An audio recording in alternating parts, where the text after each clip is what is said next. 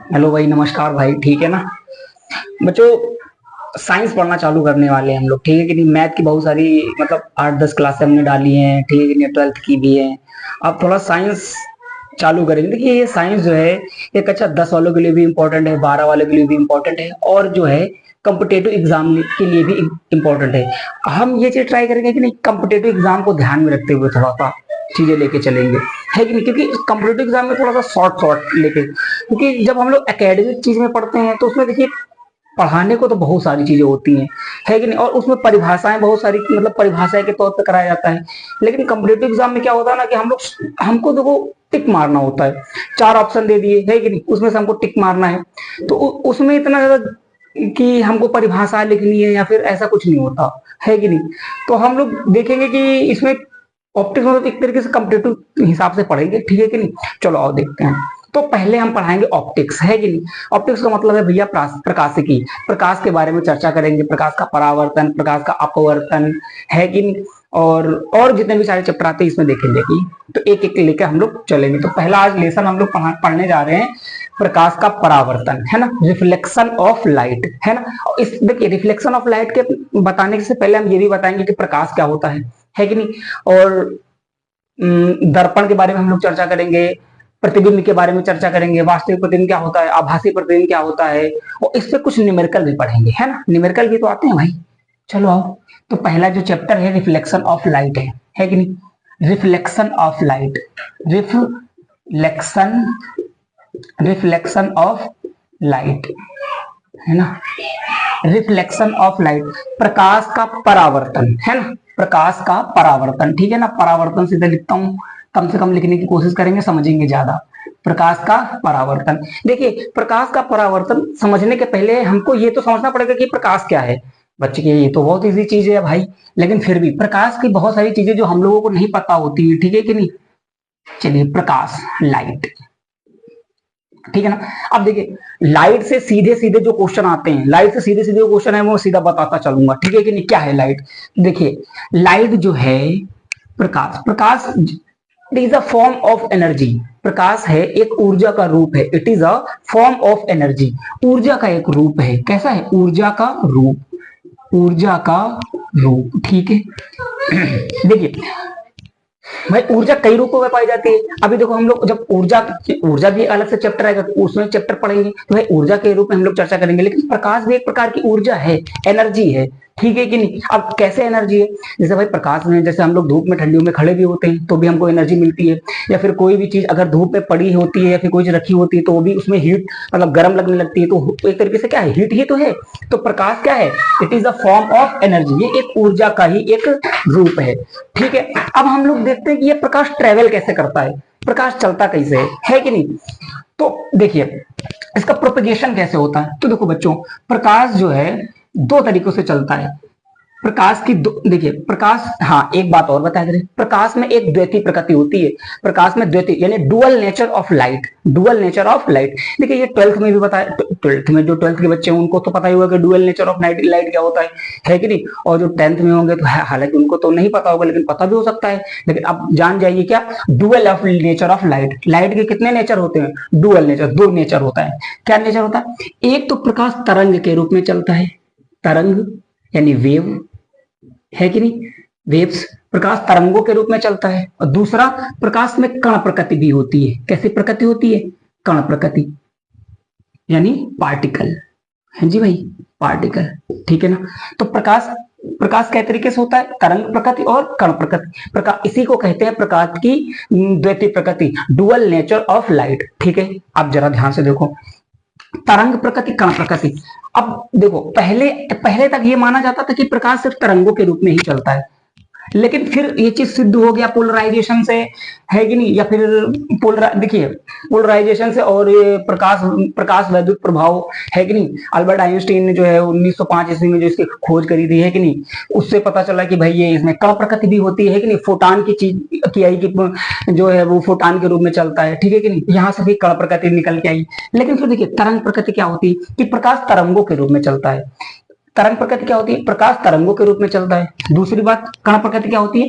प्रकाश ऊर्जा के छोटे छोटे बंडलों अथवा पैकेटों के रूप में चलता है, उसको हम लोग कण कहते हैं, कि नहीं? उसको फोटान बोला जाता है। क्या बोलते हैं उसको? फोटान, ठीक है नहीं? तो वहां से चीज पता चला कि भाई इसमें क्या होती है, प्रकाश में एक कण प्रकृति भी होती है, तो इसी को कहा जाता है डुअल नेचर ऑफ लाइट, ठीक है ना? तो प्रकाश में मतलब प्रकाश के कई तरीके हैं, तरंग प्रकृति होती है, एक कण प्रकृति होती है। अब हम एक एक चीज को पढ़ेंगे।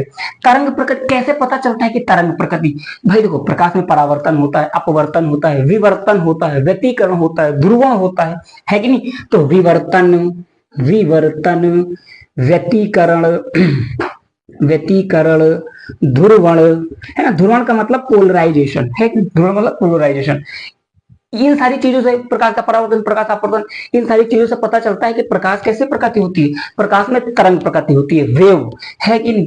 अब जरा ध्यान से देखो, कण प्रकृति से क्या होता है? कण प्रकृति में हम लोग देख सकते हैं कि जैसे प्रकाश वैद्युत प्रभाव, प्रकाश वैद्युत प्रभाव, है ना? इसमें क्रॉम्पटन प्रभाव भी आता है कि नहीं? प्रकाश वैद्युत प्रभाव, क्रॉम्पटन। अच्छा, इससे देखिए इसमें जो जो क्वेश्चन बनते चलते हैं, मैं सीधा सीधा बताता हूँ क्या क्या क्वेश्चन पूछता है कि नहीं? पहली बात, प्रकाश क्या प्रकृति होती है? दो प्रकृति, तरंग प्रकृति, कण प्रकृति, ठीक है ना? कैसे, कौन सी चीज डिफाइन करती है कि प्रकाश में तरंग प्रकृति होती है? विवर्तन, व्यतिकरण, ध्रुवण, ठीक है ना? इससे एक ये क्वेश्चन पूछता है। एक क्वेश्चन पूछता है कैसे पता कि भाई प्रकाश कण प्रकृति होती है, किस चीज से, मतलब कौन से प्रैक्टिकल से पता चलता है? प्रकाश वैद्युत प्रभाव से। एक क्रॉम्पटन भी प्रभाव भी आता है। प्रकाश वैद्युत प्रभाव में एक चीज और पूछ लेता है कि भाई प्रकाश वैद्युत प्रभाव की खोज, या फिर इसकी देखिए खोज तो 1887 ईस्वी में हुई थी, लेकिन फिर 1905 ईस्वी में अल्बर्ट आइंस्टीन ने मतलब इसकी वो करी भाई, है कि नहीं? 1905 ईस्वी में, ये भी याद रख लीजिए, इंपॉर्टेंट है, 1905 ईस्वी में, हाँ कि ना? उसके बाद हालांकि इनको नोबेल पुरस्कार भी मिला था 1921 में भी, ये भी इंपॉर्टेंट चीज है, ये भी पूछा जा सकता है, ठीक है कि नहीं? तो फिर यहाँ से ये चीज निकल के आई, तो ये जो है थोड़े थोड़े क्वेश्चन बन सकते हैं, ठीक है ना? चलो अब हम लोग देखते हैं, ठीक है ना, कि प्रकाश चलता कैसे है कि नहीं? आओ, तरंग प्रकृति, तो इसको हम हटाते हैं जरा सा, है ना? हटाते हैं भाई,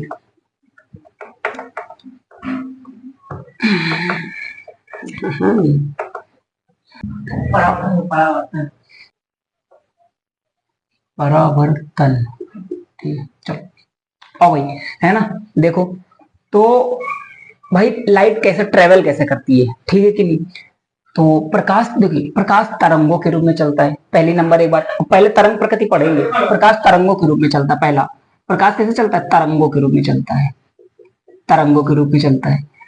अब भाई देखो, अब प्रकाश तरंगों के रूप में चलता है, हमने बता तो दिया तरंगों के रूप में चलता है। अब तरंगे कैसी भाई? देखो तरंग, अब थोड़ा सा तरंगों के बारे में भी थोड़ा सा बता देना चाहता हूँ। तरंगे भाई दो प्रकार की होती है कि नहीं? यांत्रिक तरंगे, कुछ तरंगों, है ना? एक तो यांत्रिक तरंगे, एक आयांत्रिक तरंगे, ठीक है? एक यांत्रिक तरंगे, एक होती है आयांत्रिक तरंगे, ठीक है कि नहीं? ये बात। अच्छा, यांत्रिक तरंगे और अयांत्रिक तरंगे क्या क्या चक्कर है भाई? यांत्रिक तरंगे वे तरंगे जिनको चलने के लिए माध्यम की आवश्यकता होती है, जिनको चलने के लिए माध्यम, मीडियम, माध्यम की आवश्यकता, माध्यम की आवश्यकता होती है भाई? आवश्यकता, आवश्यकता, रिक्वायरमेंट, ठीक है? माध्यम की आवश्यकता नहीं, इसमें चलने के लिए इसको क्या है कि आवश्यकता नहीं होती, माध्यम की आवश्यकता नहीं होती है। तो फिर तरंगों के बाद यांत्रिक तरंगे, एक आयांत्रिक, मैकेनिकल वेव और non mechanical wave. Mechanical wave में क्या होती है? Medium required, medium does not required, ठीक है ना? अब देखो, अच्छा हाँ, तरंगे भी हम लोगों ने समझ लिया, यांत्रिक तरंगे, आयांत्रिक तरंगे, इससे भी क्वेश्चन आ सकता है। अच्छा देखो, माध्यम की आवश्यकता, इसमें माध्यम की आवश्यकता नहीं होती है। अच्छा, इसी से अगर मैं उदाहरण देना चाहूं, जैसे प्रकाश है, प्रकाश को चलने के लिए मेरे भाई माध्यम का, सॉरी, है ना, आयांत्रिक तरंगे। प्रकाश जो है वो अगर माध्यम होगा तो भी प्रकाश ट्रेवल करेगा, माध्यम नहीं होगा तो भी प्रकाश ट्रेवल करेगा। मतलब प्रकाश माध्यम में तो ट्रेवल करता ही करता है, साथ में निर्वात में भी चल सकता है, वैक्यूम में भी। अच्छा, जो माध्यम की अवस्था किसमें होती है भाई? यांत्रिक तरंगों में भी, है कि नहीं? मतलब ध्वनि। अब जब साउंड चैप्टर हम लोग पढ़ा रहे होंगे, जब साउंड चैप्टर पढ़ेंगे तो वहां पे हम लोग फिर इसकी चर्चा करेंगे कि ध्वनि तरंगे क्या होती है कि नहीं, इसको चलने के लिए फिर क्या क्या है कि नहीं, सारी चीजें। लेकिन अभी तो हम लोग सिर्फ इतना समझ लीजिए कि यांत्रिक तरंगे, अयांत्रिक तरंगे, ठीक है कि नहीं? अब प्रकाश के बारे में आ जाइए। अच्छा देखो, यहाँ से एक चीज और, एक कुछ टर्म्स और सीख लीजिए। एक होता है अनुदैर्ध्य, एक चीज है अनुदैर्ध्य, और एक है अनुप्रस्थ। अनुप्रस्थ, अनुदैर्ध्य तरंगे और अनुप्रस्थ तरंगे, है ना। तो अनुप्रस्थ का मतलब क्या होता है? अनुप्रस्थ का मतलब होता है ट्रांसवर्स। ट्रांसवर्स, थोड़ा इंग्लिश में भी देखते चलेंगे हम लोग, है ना। और अनुदैर्ध्य मतलब लॉन्गिट्यूडनल, है ना, लॉन्गिट्यूडनल, है ना, लॉन्गिट्यूडनल, अनुप्रस्थ और अनुदैर्ध्य। अब यहाँ मेन चीज यही चालू होती है भाई। देखो अनुप्रस्थ क्या होता है, अनुदैर्ध्य क्या होता है। अनुप्रस्थ जैसे प्रकाश तरंगे जो होती है ये अनुप्रस्थ है। प्रकाश जो है एक अनुप्रस्थ तरंग है। प्रकाश तरंगे कौन से होती हैं? अनुप्रस्थ। ये बात सीधा सीधा क्वेश्चन में पूछेगा। दूसरी बात, अनुदैर्ध्य क्या? ध्वनि तरंगे जो होती है मेरे भाई अनुदैर्ध्य होती है। ध्वनि तरंगे, है ना, ध्वनि तरंगे अनुदैर्ध्य होती है। देखो भाई यहाँ पे हम लोग चैप्टर तो प्रकाश पढ़ रहे हैं, ऑप्टिक्स पढ़ रहे हैं, लेकिन कुछ चीजें एक दूसरे से लिंक होती हैं, उनको लिंक करके पढ़ना या लिंक करके याद करना ज्यादा आसान होता है। तो यहाँ पे अब जब हम पढ़ा ही रहे हैं तरंगों के बारे में तो थोड़ा सा ये भी बता रहे हैं। हालांकि अगर सीधा सीधा हम प्रकाश से आगे पढ़ा के सीधा आगे निकल जाते तो कोई फर्क ना पड़ता, लेकिन फिर भी अगर यांत्रिक तरंगे, आयांत्रिक तरंगे, अनुदैर्ध्य, अनुप्रस्थ, ये सारी चीजें हम लोग सीख ले रहे हैं तो क्या दिक्कत है कि नहीं। तो ये सारी चीजें एक दूसरे से लिंक है, इसलिए हमने इसको यहाँ से निपटा दिया। तो अनुदैर्ध्य तरंगे और ये हमारे अनुप्रस्थ तरंगे। सीधा सीधा क्वेश्चन पूछा जाएगा, प्रकाश तरंगे कैसी तरंगे होती हैं, अनुप्रस्थ या अनुदैर्ध्य? सीधा सीधा मारो अनुप्रस्थ तरंगे। अनुदैर्ध्य तरंगे, ध्वनि तरंगे। हाँ, ध्वनि तरंग, अनुदैर्ध्य तरंगे, अनुदैर्ध्य तरंगों को चलने के लिए मीडियम की आवश्यकता होती है, माध्यम की आवश्यकता होती है। और अनुप्रस्थ तरंगों के लिए मीडियम की आवश्यकता नहीं होती। जैसे ध्वनि है, अगर भाई ध्वनि निर्वात में नहीं चल सकती। सीधा सीधा क्वेश्चन आएगा कि बताओ जब हम लोग अंतरिक्ष में जो अंतरिक्ष यात्री की बात करते हैं तो उनको अगर अंतरिक्ष में दो अंतरिक्ष यात्री फंस गए तो भाई बात करेंगे तो सुनाई नहीं देगा। या फिर चंद्रमा पे, है कि नहीं, जहां पे मतलब निर्वात है कि नहीं, तो जहां पे निर्वात है अगर वहां पे कोई दो लोग आपस में बात करेंगे तो सुनाई नहीं देगा। क्यों? क्योंकि भाई साउंड को ट्रेवल होने के लिए क्या चाहिए? मीडियम चाहिए। वहां पे तो निर्वात है कि नहीं, तो वहां पे भाई सुनाई ही नहीं देगा। ये कहने का मतलब, अच्छा यहाँ पे जैसे हम लोग बातचीत कर रहे हैं, फिर मैं ये वीडियो रिकॉर्ड कर रहा हूँ, हाँ कि ना, तो यहाँ पे क्या है? माध्यम है, मीडियम है, वायु है यहाँ पे, है ना, यहाँ एयर के कण है। तो क्या है भाई, जो साउंड ट्रेवल कैसे अभी मैं बताऊंगा साउंड ट्रेवल कैसे करती है, हाँ कि ना। तो यहाँ पे सारी चीजें क्या होती है? सुनाई देती है। अब हम देखेंगे साउंड ट्रेवल कैसे करती है भाई। अब है ना, तो साउंड है कि नहीं। अब देख, चलो सीधा प्रकाश देखो, ठीक है, साउंड वाली बाद में देखेंगे, है कि नहीं। अब देखो प्रकाश, ये सारी चीजें समझ में आ गई कि नहीं। तो अनुप्रस्थ हो गए, अनुदैर्ध्य हो गए, हमने ये भी सारी चीजें, यहाँ से भी क्वेश्चन काफी सारे आते हैं। चलो हम इसको भी हटा देते हैं, है ना। अच्छा हाँ, अच्छा इसमें थोड़ी चीज शायद मैं बता दूं कि अनुदैर्ध्य तरंगे क्या होता है। देखो ध्वनि तरंगे होती है, इसमें चलो थोड़ी सी चीज और मैं बता दे रहा हूँ। ध्वनि तरंगे, भाई ध्वनि तरंगे चलती कैसी हैं? पहली बात, जैसे प्रकाश है ये भी एक फॉर्म ऑफ एनर्जी है, तो ध्वनि ये भी एक फॉर्म ऑफ एनर्जी है। मतलब प्रकाश भी ऊर्जा का एक रूप है और ध्वनि भी ऊर्जा का ही एक रूप है। ये चलेंगी कैसे? ये मीडियम में प्रोपोगेट कैसे होंगी, कैसे चलेंगी? तो मेरे भाई जो ध्वनि तरंगे होती हैं ये मीडियम है। जैसे मीडियम है, मान लो यहाँ पे क्या हुआ है? मीडियम। अब यहाँ पे सारे पार्टिकल है, यहाँ पे क्या है? पार्टिकल दिखे नहीं, विजिबल नहीं हो रहे हैं। जैसे मान, अब देखिए जैसे हम बोल रहे हैं, यहाँ पे हम ये बोल रहे हैं, तो मतलब ध्वनि तरंगे कैसे बढ़ती हैं आगे? ध्वनि तरंगे आगे कैसे बढ़ती हैं? जैसे हम यहाँ पे बोल रहे हैं तो हमारे आसपास, हमारे मुंह के आगे क्या है? माध्यम है और माध्यम में है कण। माध्यम में क्या है? कण। तो ये जो कण होते हैं ये अपनी जगह पे वाइब्रेट होते हैं, ये अपनी जगह पे नहीं छोड़ते, अपनी जगह छोड़ेंगे नहीं, उस पोजीशन, पार्टिकुलर पोजीशन में नहीं छोड़ेंगे, उसी जगह पे वाइब्रेट होंगे और वाइब्रेट होकर उस एनर्जी को अपने से बगल वाले पार्टिकल में ट्रांसफर कर देंगे और इस प्रकार से दूसरा वाला दूसरे को ट्रांसफर कर देगा, दूसरा वाला दूसरे को ट्रांसफर कर देगा और लगातार क्या होता है? आगे बढ़ती रहती है कि नहीं। तो इसी तरीके से जो साउंड होती है वो एनर्जी के रूप में क्या होती है? आगे बढ़ती रहती है। जैसे मान लीजिए यहाँ पे एक लाउड स्पीकर हमने लगा दिया, ये लाउड स्पीकर है कोई, है ना। अब यहाँ से क्या हुआ? यहाँ पे देखो माध्यम के कण है, यहाँ पे माध्यम के कण है। अब ये मान लो कण है, ये मान लीजिए कण है कि नहीं, ये मान लो क्या है? कण है, ये माध्यम है, ये कण है। अब यहाँ पर कोई चीज, बंदा है यहाँ पे, उसको सुनना है, तो ये मतलब यहाँ से यहाँ तक वो चीज कैसे सुनाई देगी? तो ये पूरा माध्यम है। अब माध्यम में कण है, अब कण क्या करेंगे? जैसे यहां से सुनी, अब यहाँ पे एनर्जी आ गई, अब ये जो कण होगा इसी जगह पे वाइब्रेट करेगा, अपनी पोजीशन को नहीं छोड़ेगा, अब यहीं पे वाइब्रेट करेगा। जब ये वाइब्रेट करेगा तो ये एनर्जी इसको ट्रांसफर कर देगा, ये एनर्जी इसको ट्रांसफर कर देगा, इसको। इस तरीके से ये जो साउंड होगी कहां तक चली जाएगी? जहां तक भाई रिसीवर है या फिर जो सुनना बंदा चाहता है या फिर जहां जहां सुनाई देगा, है कि नहीं, वहां तक चली जाएगी। तो इस तरीके से ध्वनि क्या होती है? संचरित होती है या प्रोपोगेशन होता है। ध्वनि कैसे चलती है? प्रकाश होती है, प्रकाश है या फिर ध्वनि, ये दोनों चीजें कैसे हैं भाई? ये दोनों क्या है, यही ऊर्जा का ही कोई रूप है। और ये वाली कैसे चलती है, सीधा, है कि नहीं। अच्छा अब देखो इसमें थोड़ा सा अंतर है। अंतर क्या है, ये जो ध्वनि तरंगे, अब जरा ध्यान से देखना है, देखो ध्यान से, जो ध्वनि तरंगे होती हैं ये कैसे, मतलब ये कैसे वाइब्रेट करती हैं, ये ऐसे ऐसे वाइब्रेट करती हैं, इस तरीके से, है कि नहीं। ये जो कण होते हैं ना, इस तरीके से वाइब्रेट करते हैं, आगे पीछे आगे पीछे आगे पीछे आगे पीछे। ध्वनि तरंगों में कण कैसे वाइब्रेट करते हैं, आगे पीछे, है कि नहीं। अब अनुप्रस्थ तरंगों में, तो ये हो जाएगी ध्वनि की बात।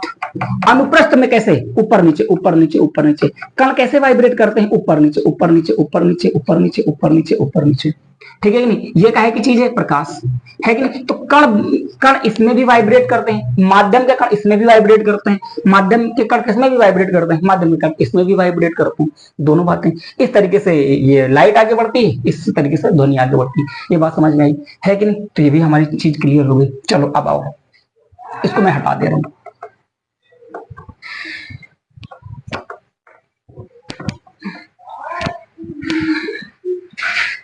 चलो देखो भाई, ये सारी फंडामेंटल चीजें बतानी जरूरी थी, जो मतलब ये सारी चीजें आप लोग को जानना जरूरी है। बिना इसके आप ठीक है ना, सीधा परावर्तन पे पहुंच जाए, है ना, ऐसा तो है नहीं। और ये सारी चीजें जो जो चीजें आती मैं बताता चल रहा हूँ क्या क्या सारी चीजें आनी। अब आओ देखिए कुछ चीजें और, सारी टर्मिनोलॉजी जो बता दें, जैसे कुछ और चीजें, जैसे एक होती है कि दीप्त वस्तुएं अदीप्त वस्तुएं, जल्दी जल्दी देखेंगे ना। दीप्त वस्तुएं अदीप्त वस्तुएं, ये शॉर्ट नोट में लिख लीजिए। शॉर्ट नोट्स में क्या होते हैं, लिख लीजिए फटाफट, इसमें ये कोई ज्यादा दिक्कत, कभी कभी इससे क्वेश्चन सीधा बनते हैं। दीप्त वस्तुएं अदीप्त वस्तुएं, दीप्त वस्तु क्या होती है, ल्यूमिनस नॉन ल्यूमिनस, इंग्लिश में ल्यूमिनस नॉन ल्यूमिनस। दीप्त वस्तु क्या होती है, वे वस्तुएं जो स्वयं प्रकाश को एमिट करती हैं, वे वस्तुएं जो स्वयं प्रकाश का उत्सर्जन स्वयं करती हैं, उनको हम लोग क्या कहते हैं, दीप्त वस्तु। जैसे सूर्य, है ना, फटाफट देखेंगे ये सारी चीजें, टाइम वेस्ट नहीं करेंगे। सूर्य हो गया, हाँ कि ना, और हमारा बल्ब हो गया, ठीक है कि नहीं। मोमबत्ती हो गई हमारी, मोमबत्ती, है ना, मोमबत्ती हो गई, ठीक है नहीं। और अदीप्त वस्तु क्या होती है, जो स्वयं प्रकाश का उत्सर्जन नहीं करती, स्वयं प्रकाश का उत्सर्जन नहीं करती, वो क्या होती है, वो सारी चीजें अदीप्त वस्तुएं हैं। अच्छा जैसे चंद्रमा, ये क्वेश्चन बहुत पूछता है भाई, चंद्रमा, है कि नहीं मेरे भाई। चंद्रमा जो है वो, अब सोचते चंद्रमा खुद तो चमकता है, नहीं नहीं नहीं, चंद्रमा दीप्त वस्तु नहीं है, चंद्रमा अदीप्त है, क्योंकि चंद्रमा स्वयं की उसके पास लाइट नहीं है, चंद्रमा सूर्य के प्रकाश से चमकता है, ठीक है कि। तो इस चीज को बस याद रखिए। तो यहाँ पे हमारी दीप्त वस्तु भी हो गई, अदीप्त वस्तु भी, ये भी चीजें हो गई खत्म, ठीक है ना। चलो मैं इसको भी हटा देता हूँ। अच्छा अब कुछ चीजें और देख लीजिए। जैसे एक चीज हो, दो तीन टर्मिनोलॉजी और होती है, जैसे हम देख लेते हैं कि एक होती है ट्रांसपेरेंट चीज। देखिए एक कुछ चीज ट्रांसपेरेंट, ट्रांसपेरेंट, है ना। और एक चीज होती है ट्रांसलूसेंट, है ना। एक होती है ओपेक। ये तीन चीजें होती है, ये भी लाइट से ही संबंधित, इस चैप्टर से ही संबंधित है कि नहीं। ट्रांसपेरेंट क्या होती है, जिसके आर पार देखा जा सके, इसको कहते हैं पारदर्शी। हाँ पारदर्शी, क्या बोलेंगे इसको, पारदर्शी। तो अब ट्रांसलूसेंट का पारभासी बोलते हैं, है कि नहीं, पारभासी, या फिर ट्रांसलूसेंट ही रहने दीजिए, है कि नहीं। ओपेक, ओपेक का मतलब अपारदर्शी, अपारदर्शी, है ना। ये क्या है, अपारदर्शी। पारदर्शी का मतलब क्या होता है, पारदर्शी का मतलब होता है जिसके आर पार देखा जा सके, या फिर ऐसा समझिए कि लाइट जिसमें इस पार से उस तरफ चली जाए, लाइट इस तरफ से उस तरफ, कोई भी चीज है जिसमें लाइट इस तरफ से उस तरफ चली जाए, जैसे कांच होती है, कांच की स्लाइड देख लीजिए, कांच की पट्टिका है अगर, है नहीं, तो उसमें लाइट इस एक तरफ से दूसरी तरफ चली जाती है, या फिर एक तरीके से 99% पार्ट चला जाता है, और कुछ भाग रिफ्लेक्शन भी हो सकता है, कुछ परावर्तन भी हो जाएगा, कुछ अपवर्तन भी हो जाएगा, लेकिन अधिकतर भाग क्या हो जाता है, इस एक तरफ से दूसरी तरफ चला जाता है, तो उसको क्या कहते हैं हम लोग, पारदर्शी, है नहीं, पारदर्शी माध्यम।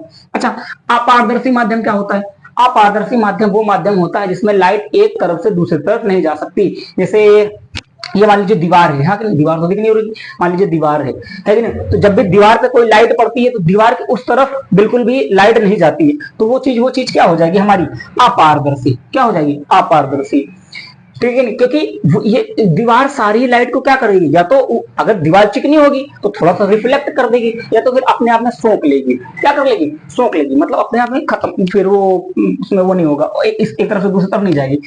ये अच्छी चीज है। ट्रांसलूसेंट क्या है, ट्रांसलूसेंट जो है पारभासी, शायद हिंदी में पारभासी बोलते हैं इसको, है ना, पारभासी। इसका मतलब क्या होता है, ये इन दोनों का कॉम्बिनेशन, एक तरीके से समझ लिए। कॉम्बिनेशन का मतलब क्या है कि उसमें से जो कुछ लाइट जाएगी, कुछ लाइट रुक जाएगी। एग्जाम्पल क्या है, एग्जाम्पल जैसे एक तरीके से आप ये समझ लीजिए एक कागज है, कागज पे तेल गिर गया, हाँ कि ना, तो तेल गिर गया तो कागज थोड़ा सा मोटा हो जाता है। अब जब मोटा हो जाएगा तो उसको हम लोग ऐसे करेंगे, किसी टार्च के सामने जब रखेंगे ना और उस पर टार्च मारेंगे तो ये चीज हम देखते हैं कि मतलब उस तरफ थोड़ा सा कम रोशनी गई है कि नहीं, उस तरफ थोड़ा कम रोशनी जाएगी और थोड़ा सा रोशनी इस तरफ रुक जाएगी। तो इस ऐसी चीजों को हम लोग क्या बोलते हैं, ट्रांसलूसेंट बोलते हैं। तो तीन चीजें भाई यहाँ से और क्लियर होगी भाई, ट्रांसपेरेंट, ट्रांसलूसेंट और ओपेक, हाँ कि ना। तो ट्रांसपेरेंट ये सारी चीजें हो गई, ठीक है कि नहीं। और ये एग्जाम में आते भी नहीं भाई, है कि नहीं। चलो इसको हटाते हैं जल्दी जल्दी, हो गया। चलो अब तो भाई लाइट के बारे में हम लोगों ने सारी चीजें देख ली कि प्रकाश क्या है। अच्छा, ये सारी चीजें जानते हैं, प्रकाश निर्वात में भी चल सकता है, और कोई प्रकाश विद्युत चुम्बकीय तरंगों के रूप में चलता है, प्रकाश सीधी रेखा में चलता है कि नहीं। और दृश्य प्रकाश की तरंग 3900 एंगस्ट्रॉम से 7800 एंगस्ट्रॉम होती है, कहीं कहीं 4 से 8000 एंगस्ट्रॉम लिखा है। ये छोटी छोटी चीजें बातें हैं जो आप शॉर्ट नोट में सीधा सीधा लिख लीजिए, सीधा सीधा आते हैं, ठीक है ना। ये मैं सीधा ही से बोल दे रहा हूँ, है कि नहीं। और ये पारदर्शी सारी चीजें हुई। अब देखो, अब हम लोग देखते हैं भाई अब ये सारी चीजें हो गई। अब प्रकाश का परावर्तन क्या होता है, एक बार परावर्तन देखेंगे, परावर्तन के बाद हम लोग देखेंगे कि फिर दर्पण, है ना। परावर्तन के बाद दर्पण देखेंगे, परावर्तन क्या होता है। चलो आओ, परावर्तन क्या होता है। जैसे ये मान लीजिए हमारे पास एक कोई चिकना सतह है, चिकनी सतह, चिकनी सतह में क्या हो सकता है भाई, कोई शीशा हो सकता है नहीं, या कांच की प्लेट हो सकती है, कुछ भी हो सकता है। इसके लिए चलो हम पेंट मार दे रहे हैं। ये मान लीजिए एक शीशा है हमारे पास, मिरर, है ना। अब क्या हुआ, इस पर कोई एक रे आई, किरण, है ना, तो ये क्या करेगी, परावर्तित हो जाएगी। क्या हो जाएगी, परावर्तित। तो प्रकाश, यही है प्रकाश का परावर्तन। प्रकाश का परावर्तन क्या होता है, जब भी प्रकाश की कोई किरण, जब भी प्रकाश की किरण किसी माध्यम से चलकर किसी चिकने या पॉलिशदार से तल से टकराती है, जरूरी नहीं शीशा हो भाई, चिकने पॉलिशदार तल, जब भी कोई चिकने पॉलिशदार से तल से टकराएगी तो वो माध्यम में, उसी माध्यम में लौट जाएगी। हाँ, इसी को कहते हैं प्रकाश का परावर्तन, reflection of light, reflection of light. अब जो चीज जितना ही ज्यादा चिकना होगा उसका रिफ्लेक्शन उतना ही ज्यादा होगा। मतलब भाई ये जो हमने शीशा लिया है परावर्तक पृष्ठ, इसको क्या बोल सकते हैं, परावर्तक पृष्ठ। तो जो जितना परावर्तक पृष्ठ जितना ही ज्यादा चिकना होगा वो उतनी ही ज्यादा लाइट को क्या करेगा, रिफ्लेक्ट करेगा, है ना। चलो आओ मेरे भाई, अच्छा देखो इसमें से कुछ कुछ चीजें होती, देखिए अब ये तो बहुत आसान है, हाँ कि ना, लेकिन इसमें ये सारी चीजें टर्मिनोलॉजी समझना पड़ेगा कि कौन सी आपतित किरण है, कौन सी परावर्तित किरण है, कहाँ से आपतन कोण नापा जाता है, कहाँ से परावर्तन कोण नापा जाता है, समझ पाए कि नहीं। उससे न्यूमेरिकल सीधा सीधा बनता है, हाँ कि नहीं, तो वहां पर कंफ्यूजन क्रिएट होती है। हालांकि है ये आसान, ठीक है कि नहीं, लेकिन इतना भी नहीं। चलो अब देखो यहाँ से एक नॉर्मल डालते हैं, नॉर्मल को मतलब एक तरीके से अभिलंब बोलते हैं ना। ये बिल्कुल बीच में मेरे भाई, इसको एन लिखे दे रहे हैं यहाँ पे, अभिलंब, है ना भाई, अभिलंब। चलो अभिलंब, अब जरा ध्यान से देखो, इसको कहते हैं आपतित किरण, आपतित किरण। इसको कहेंगे परावर्तित किरण, परावर्तित किरण, है कि नहीं।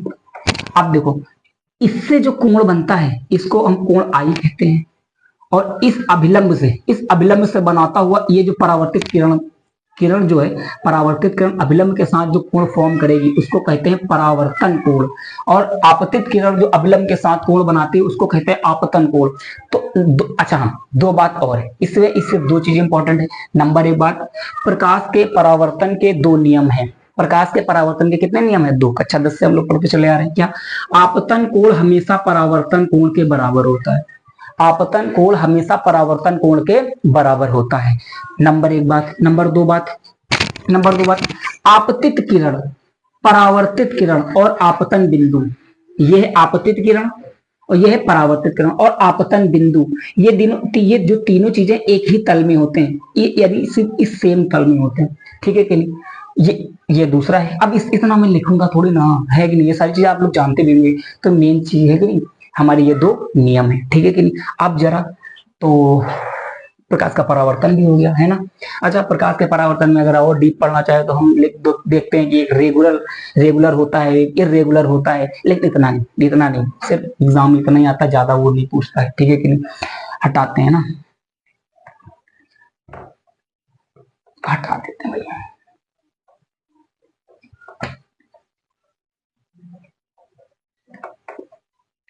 अब देखो, अब ये सारी चीजें हो गई। अब जरा हम लोग देखते हैं दर्पण क्या होते हैं भैया मेरे, है ना। अब हम लोग बात करेंगे दर्पण की, दर्पण, है ना, मिरर, क्योंकि ये इसी का पार्ट है भाई, दर्पण इसी के पार्ट होते हैं। आओ देखो, दर्पण मेरे भाई दो तरीके से, हम दर्पण को दो तरीके से बांट सकते हैं, हट जा, दर्पण दो तरीके से हो सकते हैं। एक तो समतल दर्पण हमारा, एक क्या हो सकता है, समतल दर्पण, और एक को हम कह देंगे भैया गोलीय दर्पण, गोलीय दर्पण, है ना। एक समतल दर्पण हो गया, एक हो गया हमारा गोलीय दर्पण। गोलीय दर्पण की भी दो कैटेगरी है कि नहीं, कक्षा 10 में हम लोगों ने पढ़ रखी, क्या पढ़ रखी भाई, पहला अवतल दर्पण, अवतल दर्पण, दूसरा क्या है, उत्तल दर्पण, अवतल दर्पण, उत्तल दर्पण। अवतल को कहते हैं कॉनकेव, कॉनकेव, इसको क्या कहते हैं, कॉन्वेक्स, कॉनकेव मिरर और कॉन्वेक्स मिरर, ठीक है भाई। अवतल दर्पण, उत्तल दर्पण, और एक हो गया का हमारा समतल दर्पण, ठीक है। चलो आओ, सबसे पहले इसको खत्म कर देता हूं मैं। अवतल समतल दर्पण क्या होता है, समतल दर्पण का मतलब जो घर में हमारे है, जिसपे हम लोग मतलब शीशा देखते हैं, इसमें शक्ल देखते हैं अपनी, ठीक है ना। इसके एक तरफ क्या होता है, पेंट मार दी जाती है, कांच की पट्टिका होती है भैया, इसके तरफ एक तरफ क्या मार दिया जाता है, पेंट मार दिया जाता है, और ये क्या बन जाता है, समतल दर्पण बन जाता है। समतल दर्पण की खासियत क्या होती है, इसमें एक खासियत याद रखना, नंबर एक बात, इसमें जो प्रतिबिंब बनता है वो आभासी बनता है, क्या बनता है, आभासी, है कि नहीं। दूसरा, ये सारी पॉइंट याद रखना, प्रतिबिंब कैसा बनेगा, आभासी। दूसरी पॉइंट, जितना बड़ा आदमी होगा उतना ही बड़ा, है कि नहीं, मतलब बड़ा छोटा वाला कोई चीज नहीं कि भाई आदमी छोटा सा है वो बड़ा दिखा दे, नहीं, सेम बराबर चीज है कि नहीं, तो यहाँ पे बराबर प्रतिबिंब बनता है कि नहीं, ये सारी चीज होगी। दूसरा, तीसरी बात यह है कि जितनी दूरी पर खड़े हो गए आप उतनी ही दूरी पर प्रतिबिंब बनेगा, तो आभासी मतलब आभास होगा।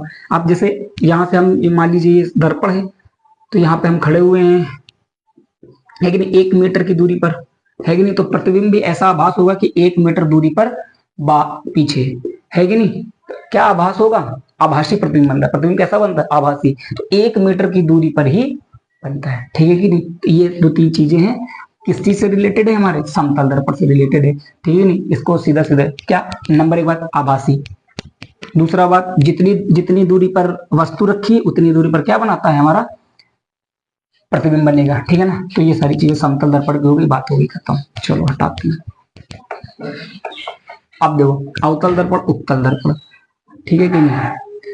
अवतल क्या है भैया, तो सबसे पहले जरा ध्यान दो, मान लीजिए हमारे पास एक कांच का इतना बड़ा स्फेरिकल स्फेयर गोला है, कांच का गोला है, ठीक है कि नहीं। अब हम लोग क्या करते हैं, इसको काट, मान लीजिए कांच का गोला है कि नहीं। अब हमने इसको काटा, इधर से काट लिया, मान लीजिए इधर से काट लिया हमने, हाँ कि नहीं।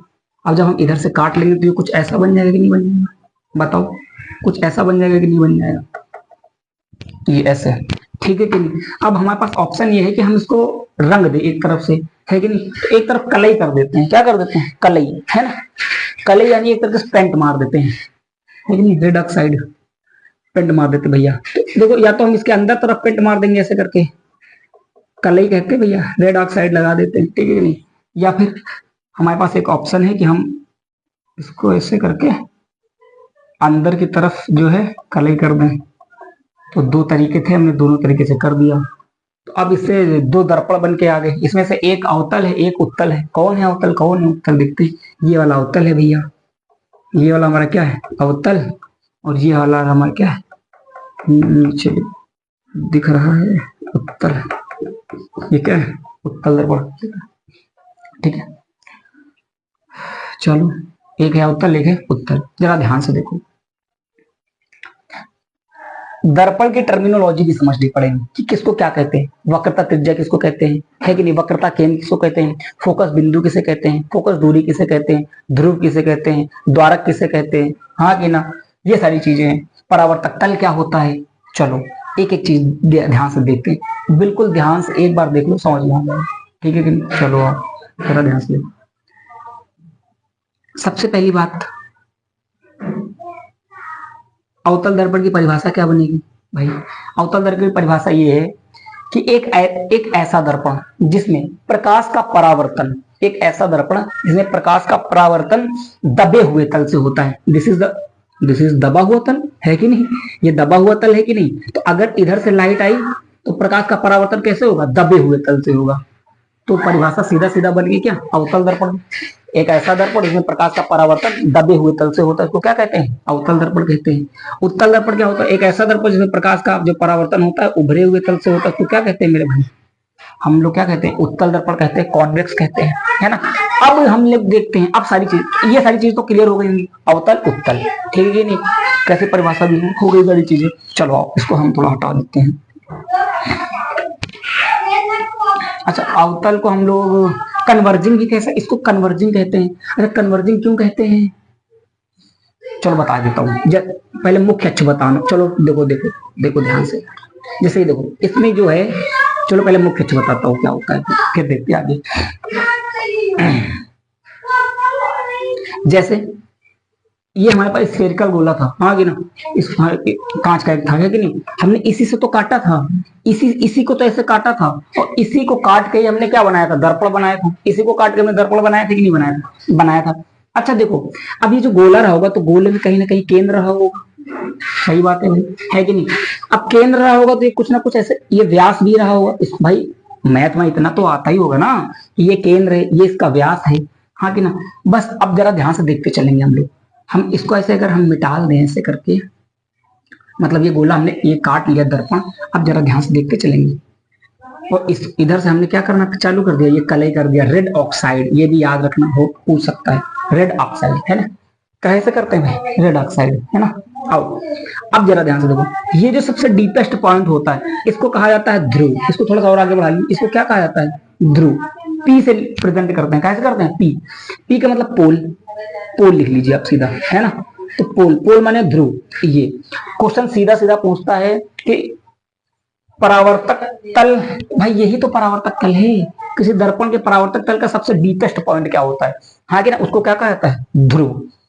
चलो अब देखो, इससे भाई ये जो गोला था, ये जो गोला था, इस गोले का जो केंद्र था वही इस दर्पण का वक्रता केंद्र होता है। इस जो ये जो गोला है जिससे ये दर्पण काटा गया है, उस गोले का केंद्र ही क्या होता है?